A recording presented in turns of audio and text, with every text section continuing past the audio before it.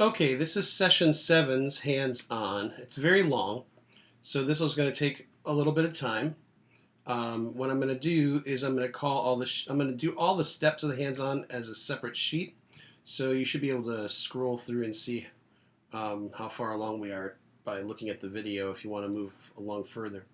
The first thing that we're doing, so these are part to whole relationships. What I've done here is I've created a brand new workbook and I've opened two data sources, the coffee chain data sample and the superstore data sample. Almost all of the charts we'll do today will be in the coffee chain data, and we'll do the Pareto chart with the superstore data. Okay. So the first chart was just simply creating a bar chart with sales. And this is all in the slides. Sales as the columns and product as the row. And we said, well, this is okay, but what were some of the things that we can do to improve this? The first of the things that we can do is obviously sort it. Now, when we talked about bar charts in the session, we talked about how that bars emphasize the differences between values because of ink factor, right? Because of the ink of the bar tends to overestimate the difference, even though they're proportional. So, what are some things that we could do to maybe make this more easy to interpret? So, the first thing that we can do is, because these things are all kind of crushed together, it might not be seen as different values very well, and stuff can be real collapsed. So the first thing we're going to do is duplicate number 1, and we're going to maybe just make this a little bit more spread out just by saying we're going to fit the entire view. Now the problem with this, while it might be easier to kind of see the differences between the bars, is that it's actually kind of exacerbates the problem of the bar chart overemphasizing the differences between the values, because it's actually added more ink. So the next thing that we did is we could try to add a little precision to this and see if that can kind of overcome it. So this third step in the hands-on was to add some precision, and we did two things. The first thing we did was we actually added the value labels, and to do that we go to Label, Show Mark Labels, and that's fine. And then what we also did is we added a reference line here to bring more clarity to where the ends of the line were. To do that, we right-clicked on the x-axis. We said we're going to add a line. We're going to add it. Actually, these things all would be the same, but we're going to say total, the label, none, and we're going to say apply. Now that put a line way out here, which is not what we want, because we chose to make a line for the whole pane, but what we really wanted it was per cell. Okay?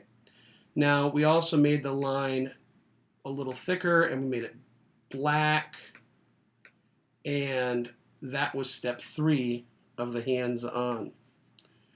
Now that still kind of overestimates, it doesn't really get away from the problem the bar chart has. Even though the bar chart is significantly superior to a pie chart, it doesn't get away from that problem. So one of the things that we could do in the 4th step of the hands-on is we could experiment with just leaving these lines here and getting rid of the bar completely. And the way we did that is we just changed the color of the bar to white, and we now had this nice precise line for the different data values. But if we're going to do that, we could probably just use the native functionality of Tableau. So I'm going to go back here and duplicate number 2, make it the 5th one. I'm going to change this from a bar chart to simply being showing circles for the points. I'm going to add that label. Now we get the same effect as we did with the reference lines on the end of the bar. Now, one of the interesting things is that we're starting to see some grouping of the values, and that's going to be something we'll get to in a couple more steps. But one of the problems with the point chart, and the reason that the bar chart is so nice, is that it helps you to trace back to the label, and especially when you have quite a few dots, maybe if you get into having a few more data points in this, it can be kind of hard to actually tie this back to the data label.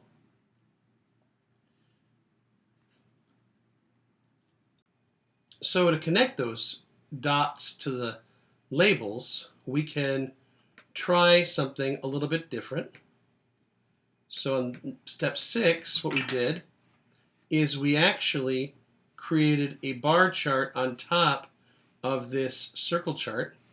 So I'm going to drag sales back onto columns. Now I've got 2 panes, and then to put those on top of each other, I can choose dual axis. And then to make the bar chart show up, I'm going to go to the second one of the sales panes here, right? I got the first one. I got the second one. Actually, I'll show you something by doing the first one. I'm going to do the first one here. I'm going to change this to bar. And it's kind of a mess because we've got 2 different charts that are showing labels. So I'll take away the label and the bar. And now we can see that this bar chart ends where the dot is. Now it's a little funky because it's kind of overlapping. So there's a couple things we can do to make it more clear and to get rid of this whole issue of all the ink. The first is we can make the bars smaller. So let's just drag this way over here. You can see that we've got pretty small, narrow bars here going to these points. Okay? And the other thing we could do to make it more clear is maybe we could change the color of the dots to maybe make them more visible. So maybe we'll change the color of the dots to orange. Okay? And that's what we did in class, was we made this chart like this. Now, we saw that there's some groupings in this data. And we talked about the fact that we could do some reference bands to maybe color these, because what we were trying to do is look at those Gestalt principles of psychology, of visual perception that we've talked about, and talk about how we can do some grouping and some enclosure around pieces of data so that we can kind of illustrate them as groups. And so the first way we did that is we did it kind of based upon the values. So we did like a 0 to 40,000, a 40,000 to 100,000, and 100,000 and up color scheme. So to do that, I'm going to right click on the bottom pane here. Actually, sorry, I'm going to create another one first.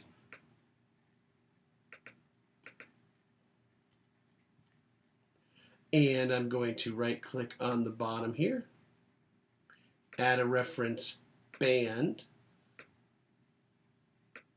constant value, lower bound of the band of 0, constant value of 40,000, no labels, apply. Oops. Yeah, I did it. Okay. Did that. And then I did another one, because remember you can do several bands. Oops.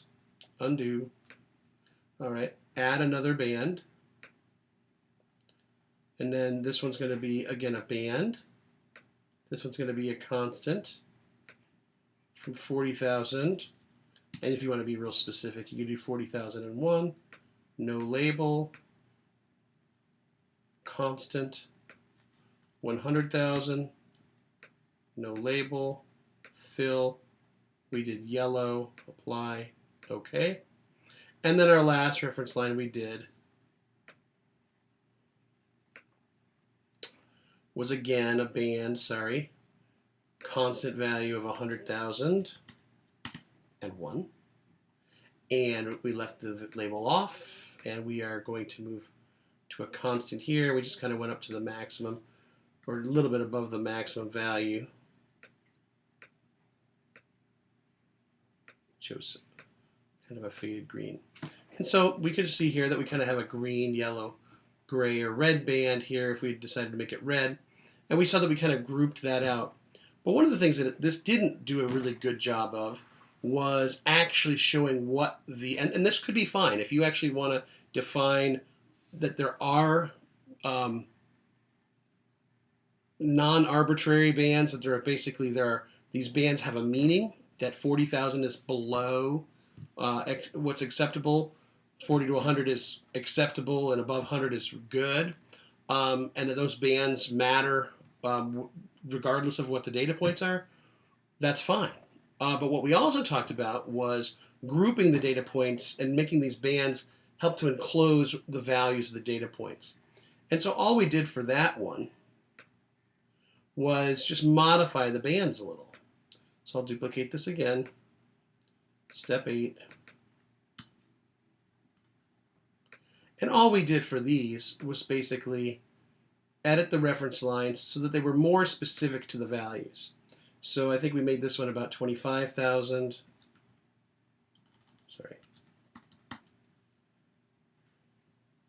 To about 38,000. And this time we actually put the labels on, because now those bands values are more descriptive of what's going on. Apply. So we actually wanted to know the values of the band. And then we edited the next one, the one that was 40,000. I think we made that,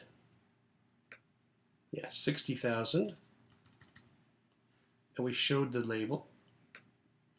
And we took that to 100,000 again and put the value again. And then we edited the last one to be more just around that last data point.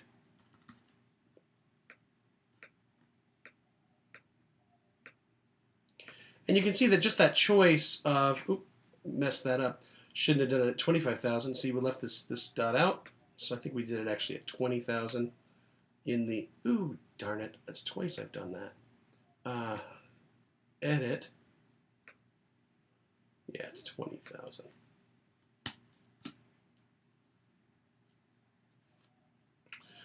And you can see that the banding now means something different. In the first graph, in graph 7, the band was for some sort of a defined range that was kind of static, regardless of where the numbers were.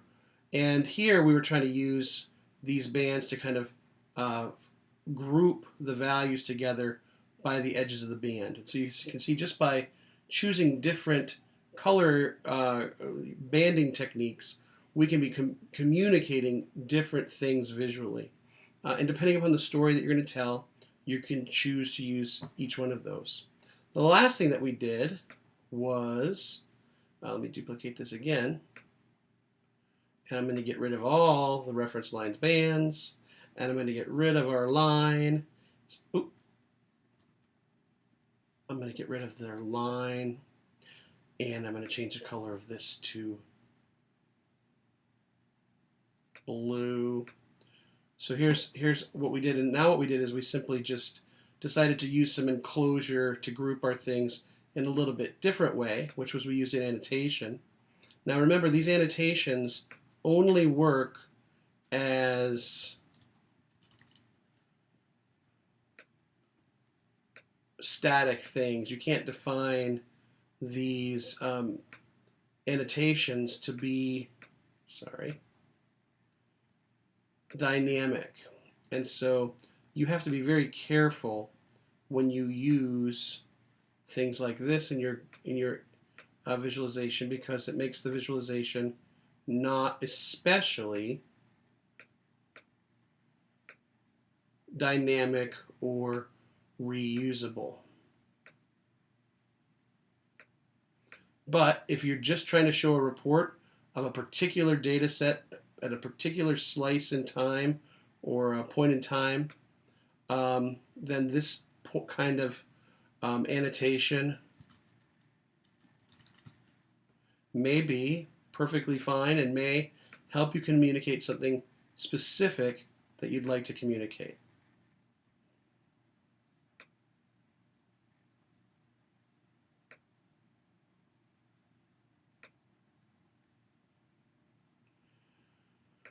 Okay, and I've now created that the way we did it in class. Okay, so you basically add the annotation, resize it, you can put the color on it and do whatever you want with it. Right, the next thing we did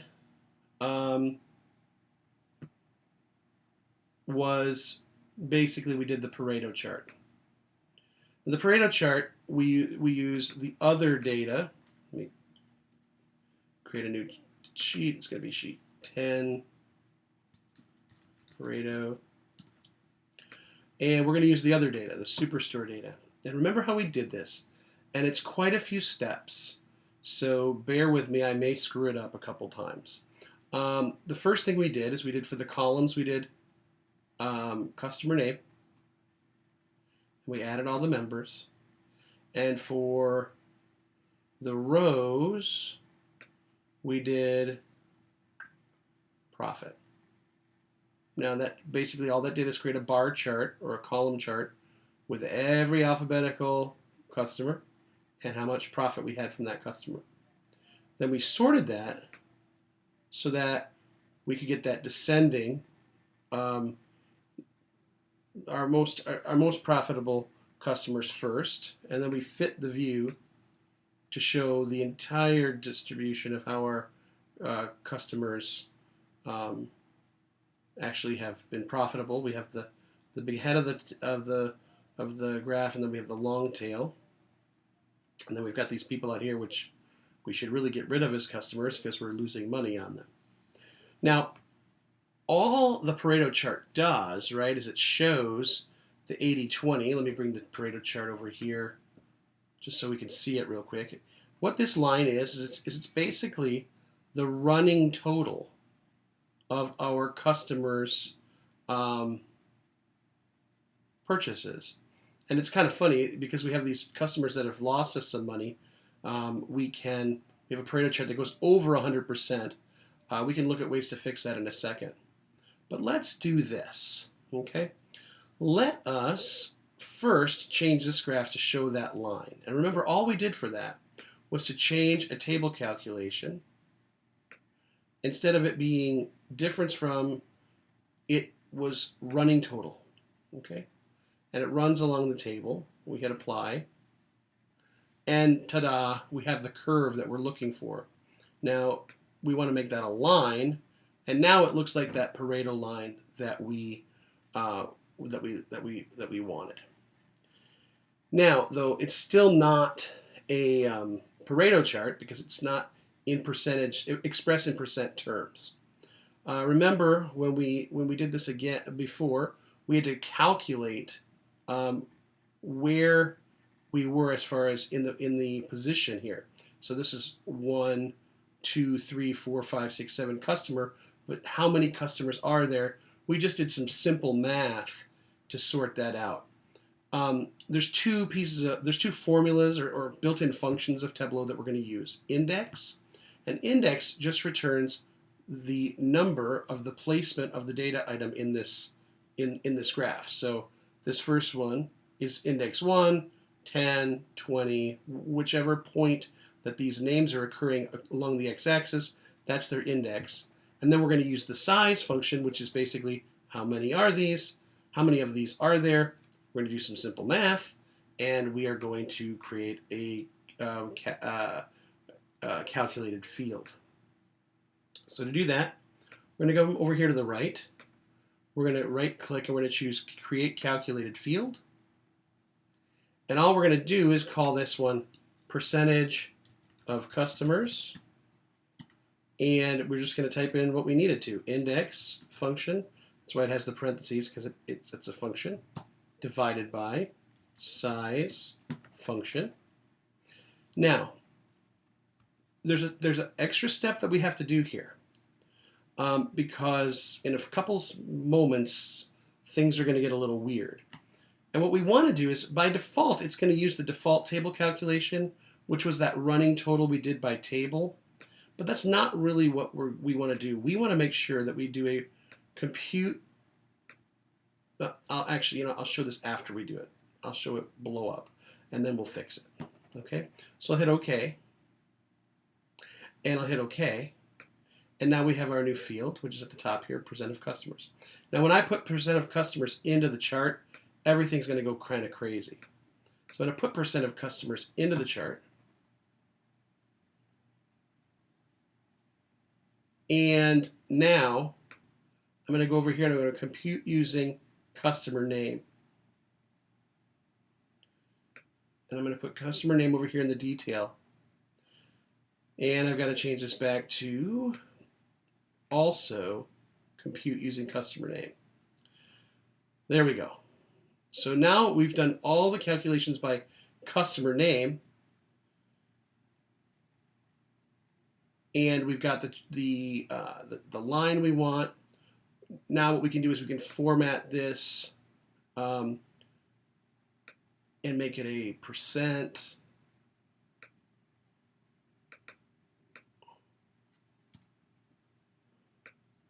And we can format this.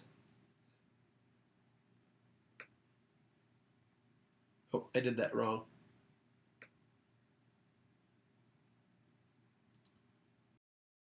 To do that percentage here, I actually have to do that secondary table calculation that we talked about. So we can actually do two table calculations. So I'm going to go back to the edit table calculation. Remember, the first one was the running total, but I also want to do a secondary calculation, which is percent of total. And just like we're running along customer name, I want to run along the customer name here. I'm going to apply that. You see that this is now turning to percentages. Okay. Now, the last thing that we did in class was add reference lines for 80% and 20% for the two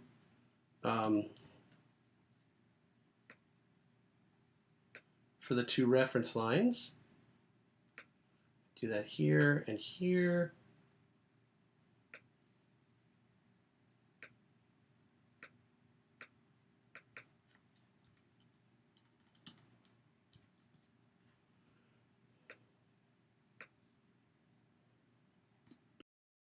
Pareto chart is funky at this point because it's got this above 100%.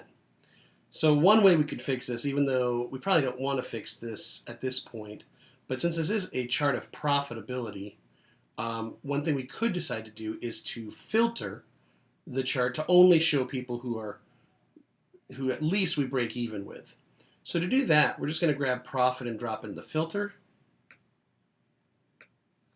And I'm just going to make it so that we only have values that are from 0 and up. And now that 80-20, which was way off, now actually kind of looks just about right. So for our profitable customers, the Pareto principle seems to hold. So that's the Pareto chart. It's really confusing at times. And if you need to, go back to the tutorial that's posted on Linkstreet, and you'll be able to see, again, step-by-step how to do the Pareto chart. Now, the next thing that we did was kind of a dual-axis Pareto chart, and we used the coffee chain data for that. Now, something we did a little bit earlier in class, but I skipped it before by mistake, was grouping values. And so what I want to do here is actually create that product group field that we did before. Remember that we wanted to group together the dessert field. So to do that, I was going to go to Product, choose Create Group, right-click and choose Create Group. And then I'm just going to select the Amaretto, the Decaf Irish Cream, and the Mint. I'm going to group those and call the group Dessert. And now if I choose Product, all the products will show up in the visualization. But if I show product group, these three won't show up individually, but they'll be combined into dessert. Okay, so now we have this new product group field. So the next thing that we wanted to do was kind of a Pareto chart with bars underneath it. It wasn't, yeah, it is pretty much a Pareto chart, but it's probably not a classic one. But let's take a look at how it works. And this data doesn't really lend itself to being called a classic Pareto chart. But let's see how it looks. I'm going to put product group into the columns. And then I'm going to put profit. So I'm going to put profit in the rows. And you see that makes me a bar chart. And of course, as usual, we're going to sort our bar charts. And then I'm going to also do a running total percent-wise of profit. So on this one, I'm going to make a line chart. And instead of the difference, I'm going to, I'm going to go here. And I'm going to do running total. And I'm going to add some mark labels. And maybe I'll change the color to purple, because purple's kind of nice. And then I'm going to put these on top of each other the same way we always do. It's just to put a dual axis on. And Tableau, again, tries to help us out and say, well, those bars might cover up the line, so we're going to do something different, but we really want this to be a bar chart or a column chart. And we're not quite done because we want this to be kind of a Pareto look and feel. So one of the things that we have to do is we have to make things look like percents, right? And remember that just like the old Pareto, we, on the one that's the line chart, need to do a secondary table calculation, which is the percent of total. And now we see that this is percents instead of values. And this is kind of kludgy. This is something that you could actually calculate, but we're just going to do it manually this time. Is we're just going to adjust this y-axis so the top of this bar is basically where this line starts. Now this is a choice of the way to format it. You could decide to leave it just the way it is, but we're going to edit the axis. And since this is 21% and it's about 58,000, we're just going to multiply that by about 5, and we're just going to fix this at 0, and we're going to end it at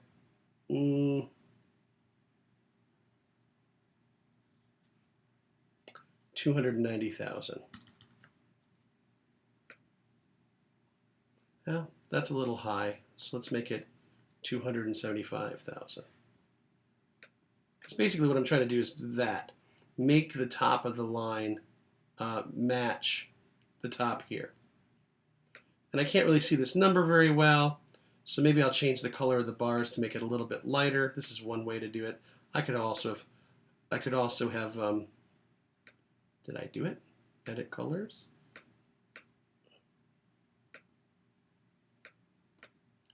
Edit colors. Oh, I'm doing the wrong one.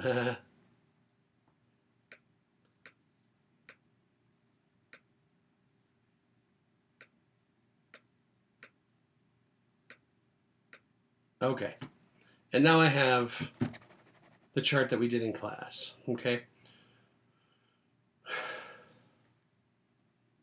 The next chart that we did, we started talking about deviation instead of this part to whole best practice. So I'm going to start a new chart. And what we were looking at was what's the deviation between the budgeted profit and the profit for our coffee shop. And to do this chart, all we did was put, well, it was pretty easy.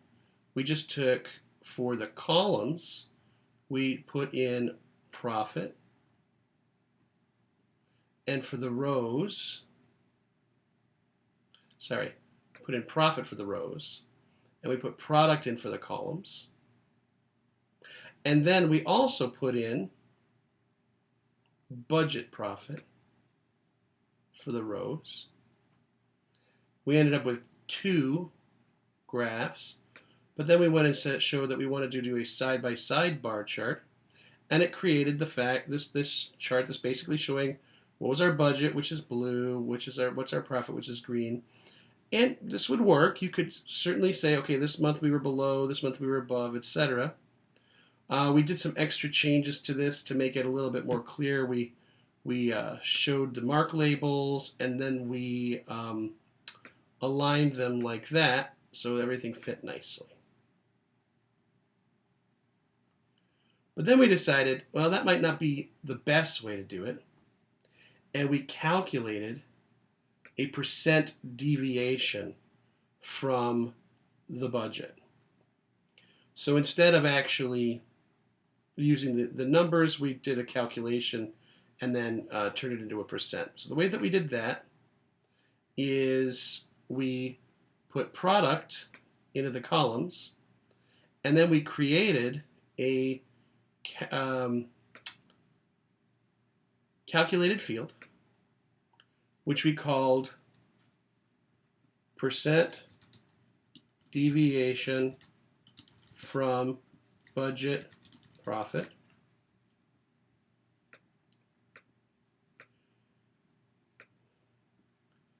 And we just did a simple calculation, which was parentheses, sum of the profit minus the sum of the budget profit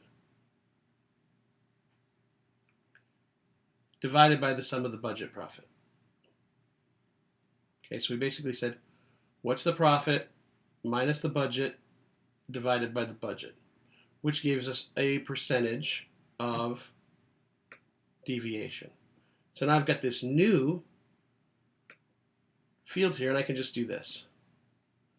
And that gives us our...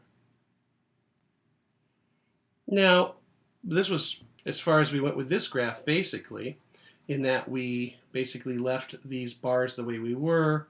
We added some mark labels. We formatted this as a percent.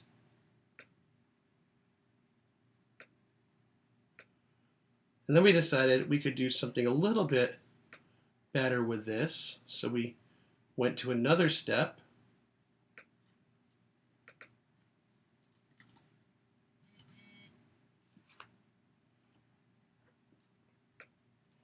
And on this one, all we did was we basically added the color into the graph. And to do that, we went and grabbed this percent deviation. We dropped it into color. And it automatically chooses, Tableau's pretty smart. It automatically chose to make positive things green, negative things red, but you can edit that color palette as you want. The last two things we did in the hands-on were a bullet graph, and then we did something with hierarchies. Okay, so let's create a new graph, and I just wanted to kind of show you, right? Because a bullet graph, we talked about them before the break, is a way to very densely show lots of values that are showing deviations or just comparisons between two sets of values, right? So we're showing a very dense representation of the differences between two numbers. So what we did for this is all we had to do, which is kind of nice, is we selected budget profit, then we selected on profit, and then we selected product, and we just went over here and said, hey, thanks, Tableau, you've got a button. And it created our bullet graph for us. And remember what this is showing, right? The Amaretto budget profit is the blue. The actual profit is the gray. Okay. And then the last thing that we did was we talked about how we can do hierarchies, right? So we had basically, on this one we had profit again, and then we had market. Oops. And we made this a little bit bigger because we felt that it was a little bit squished. And we talked about how Tableau doesn't resize especially well. And then we added in state because we might want to look at market and state. And we sorted it again. And we looked at the fact that that's great. We have market and state. We can sort, but maybe we want to do some interactivity where we can have market and then have the ability to drill into it. And so to do that, we had to create a hierarchy. Now, I didn't have to put this in here first. We just did it that way. So I'm going to click on market, and I'm going to click on control-click on state, and I'm going to choose create hierarchy, hit OK. And now market is above state, and I can drill down to more detail. The last thing we talked about was what are these showing, right? Well, we could show the data labels, right? The mark labels. But what that's showing is just showing numbers. And what we're trying to do in this is kind of compare parts to whole. And that's when we went up to the analysis tab and we looked at the fact that we could actually do percentage of table. And now instead of showing the actual value, it's showing the percentages. Now, there's a couple things that we talked about that were things to think about. This is fine. When you're looking at the first level of the bar chart, percentage of table is okay.